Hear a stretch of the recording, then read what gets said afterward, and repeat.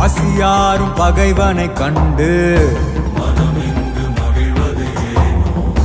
விழியோர காணல் கண்ணீரில் பொய்யும் மெய்யாகுதோ கரையில் தன் நிழலினை கொண்டு